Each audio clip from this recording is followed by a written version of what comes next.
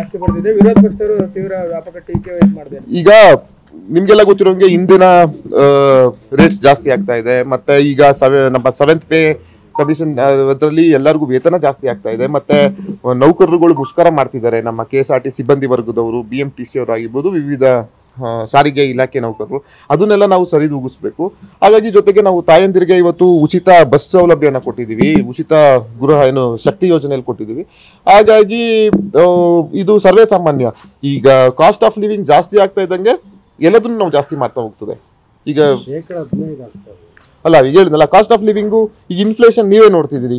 Throughout ನಮ್ಮ ಕಂಟ್ರಿಲಿ inflation ಹೇಗಿದೆ. ರೂಪಾಯಿ ಮುಂದೆ ಹಣದುಬ್ಬರ ನಿಮಗೆ ಗೊತ್ತಿದೆ.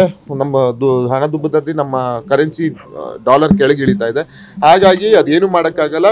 ದರ ಏರಿಕೆ ಅದು ಏನು, ಅದು ಇವತ್ತಿಂದಲ್ಲ, ಯಾವಾಗಲೂ ಎಲ್ಲ ಸರ್ಕಾರದಲ್ಲೂ ದರ ಏರಿಕೆ ಹಾಲಿಂದಾಗಿರ್ಬೋದು, ಮತ್ತೆ ನಮ್ಮ ಯಾವುದು ಬಸ್ ದರ ಆಗಿರ್ಬೋದು, ಅದು ಸರ್ವೇ ಸಾಮಾನ್ಯ.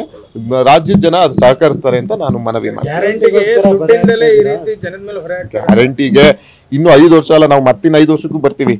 ಇದು ಶಾಶ್ವತವಾದಂಥ ಗ್ಯಾರಂಟಿ ನಮ್ಮ ಸಿದ್ದರಾಮಯ್ಯ ಸಾಹೇಬರು, DK ಶಿವಕುಮಾರ್ ಸಾಹೇಬರ ನೇತೃತ್ವ ಸರ್ಕಾರದಲ್ಲಿ ಕೊಟ್ಟಿದ್ದೇವೆ.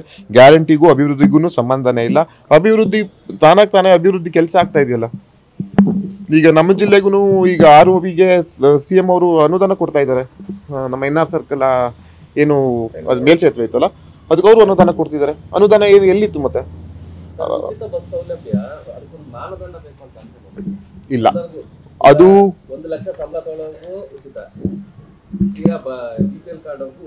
ಈಗ ಅದು ಪರಿಶೀಲಿಸೆ ಮಾನ್ಯ ಘನ ಸರ್ಕಾರದ ಮುಖ್ಯಮಂತ್ರಿಗಳು, ಉಪಮುಖ್ಯಮಂತ್ರಿಗಳು, ಸಾರಿಗೆ ಸಚಿವರು ಮಾಡಿದ್ದಾರೆ. ಮುಂದಿನ ದಿನಗಳಲ್ಲಿ ಆ ಥರ ಏನಾದ್ರು ಪ್ರಮೇಯ ಬಂದರೆ ಪರಿಶೀಲಿಸುವಂಥ ಕೆಲಸ ಮಾಡ್ತಾರೆ.